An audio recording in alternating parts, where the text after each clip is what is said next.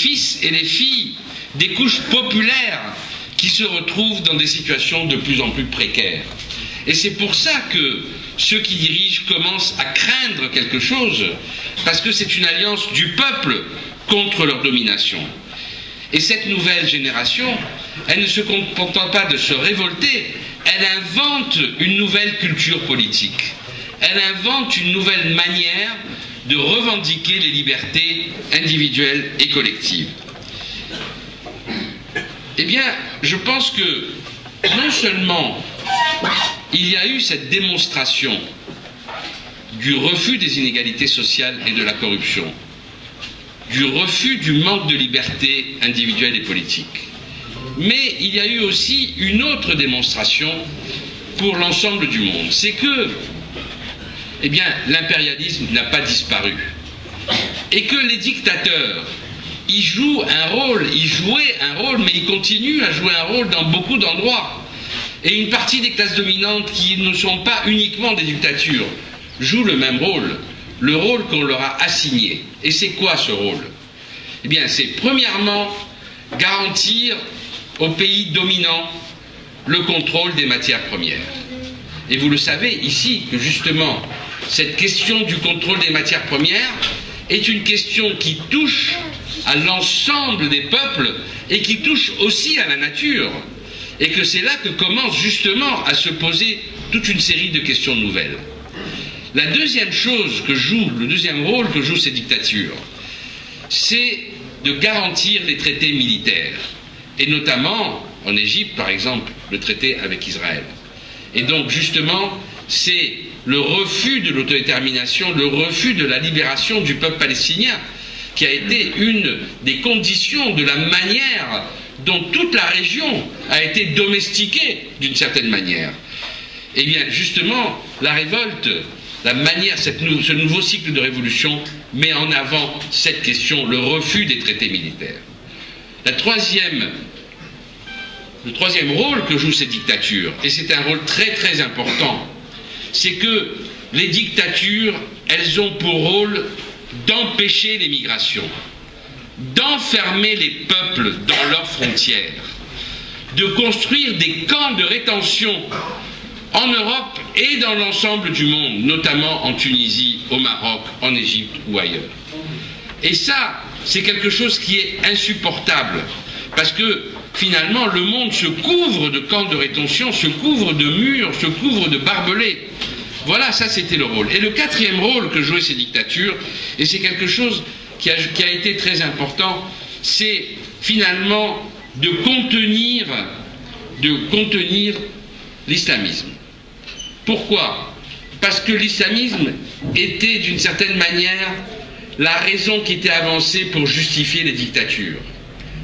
Si vous ne faites pas attention, vous allez avoir l'islamisme. Et donc, effectivement, il vaut mieux garder la dictature. Et les peuples ont dit, c'est à nous de gérer cette question. Ce n'est pas à vous de la gérer pour nous. C'est à nous de dire comment nous devons vivre entre nous et régler nos problèmes entre nous. Et comment, effectivement, nous n'avons pas peur de l'avenir. Voilà, c'est ça, je crois, qui a été porté, justement, par l'ensemble de ces luttes. Mais ce qui est très intéressant, c'est que ces luttes, elles se sont développées pays par pays. Elles se sont développées à l'échelle nationale. Mais elles ne sont pas restées dans chaque pays. Elles se sont déployées au niveau d'une région. Et donc, c'est au niveau des régions que les idées circulent. C'est au niveau des régions que l'on invente de nouvelles choses. Et on a vu que, finalement, ça a démarré au niveau du Maghreb, mais c'est passé au Mashrek. Et donc, peut-être que Maghreb et Mashrek, c'est la même région. Et si c'est la même région, ça veut dire que la démocratisation, elle va se jouer dans les années à venir au niveau de la région Maghreb-Mashrek. Parce que l'histoire récente nous apprend que c'est toujours au niveau d'une région que se joue la démocratisation. Par exemple, il y a une trentaine d'années, en Amérique latine, il n'y avait que des dictatures. Et les peuples se sont révoltés. Et les dictatures ont été remplacées. C'était une grande victoire.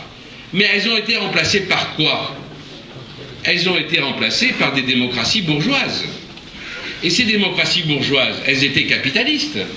Elles ont fait du néolibéralisme. Mais elles ont été obligées quand même d'accepter certaines formes de démocratisation et d'accepter certaines formes de redistribution.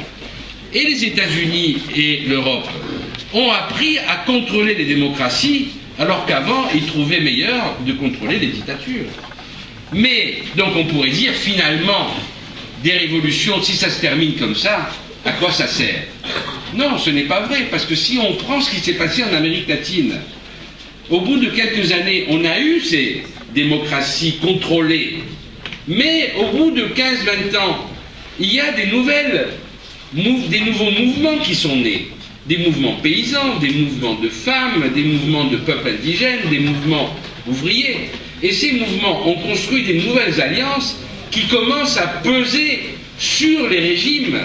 Et donc on voit que l'histoire n'est pas terminée et que justement c'est maintenant que commence la deuxième étape de la révolution en Amérique latine. Et c'est un élément de l'histoire qu'il faut toujours se rappeler. Les révolutions, le temps des révolutions n'est pas un temps court et ce n'est pas un temps linéaire. Il y a des avancées et il y a des reculs, mais ce n'est pas en 2 ou 3 ans qu'on peut juger d'une révolution. Dans l'histoire, effectivement, on a toujours connu ça, même si on prend l'histoire de la Révolution française, par exemple, en 1789. Mais vous savez, ce n'est pas le 14 juillet que finalement on a gagné les libertés et que la Révolution était finie. La Révolution ne faisait que commencer. Et il y a eu des reculs, et puis des avancées, et on s'est même retrouvé avec un empire, et puis ça a recommencé, et il y a eu d'autres. Et donc, effectivement, le cycle des révolutions, c'est un temps long sur lequel il ne faut surtout pas abandonner, et c'est les peuples, justement, qui montrent qu'ils ne sont pas prêts à abandonner. Et dans ce cycle de révolution, ce qui est très intéressant, c'est que les peuples, ce n'est pas seulement les peuples des capitales. Ce qui s'est passé dans toutes les révolutions que nous avons vues, c'est les villes de l'intérieur qui jouent un rôle fondamental. Redaïef, Gafsa, mais Mahal al-Kobra, et d'autres villes en Égypte et même en Espagne ou ailleurs. Pourquoi? Parce que c'est dans ces villes que continuent à jouer des formes de solidarité qui font que les alliances populaires ont un très grand sens. Et donc justement, ce qui se passe dans ces villes de l'intérieur est très important. Et d'ailleurs, c'est dans l'histoire arabe, c'est quelque chose qui existe depuis longtemps. On sait très bien que quand les dynasties devenaient trop corrompues, c'était des oasis que repartait la conquête contre les villes côtières trop corrompues pour imposer de nouvelles propositions. Et bien,